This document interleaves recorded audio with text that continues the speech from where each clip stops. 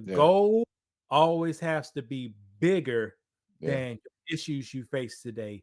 Yeah. And in my life, many people cannot in the workplace, Yeah. people can't even handle that.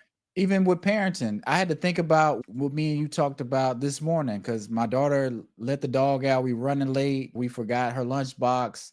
Like, I know all that stuff happened, but I could blow up, I could fuss, I could do that, but I don't want her to go out and have a bad day. So I was like, I could tell that she was upset. I was like, you know what? Don't worry about it.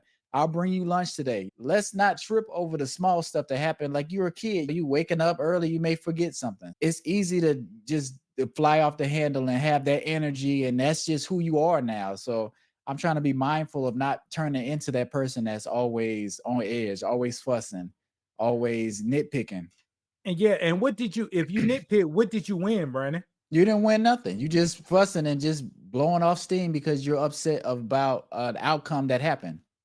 Now, here what you do to be excellent. Now, Brandon supposed to set a course of this supposed to never happen again. Did you do Yeah. that, Brandon? Yeah, we talked about it. And like I say, I've already talked to her about it. And that's why you start to get frustrated a little bit. But like I say, I'm like, okay, when you forget something or we lose something, we have to be penalized in a way so you're think, but no, but okay, go ahead. Explain why you I feel like said that's Brandon has to develop a system that prevent this mishap from happening ever again. Did you do that, Brandon? okay. If she forget her lunchbox and she's putting the stuff in the car and got her book bag, got her drink, what would you think a plan of how not to forget your stuff? Because what I'll do usually Hey, when I would get in the car is I'll be like, okay, did you got your book bag? You check, make sure you got all your stuff in there before usually here- when we're pulling out the neighborhood. But go ahead.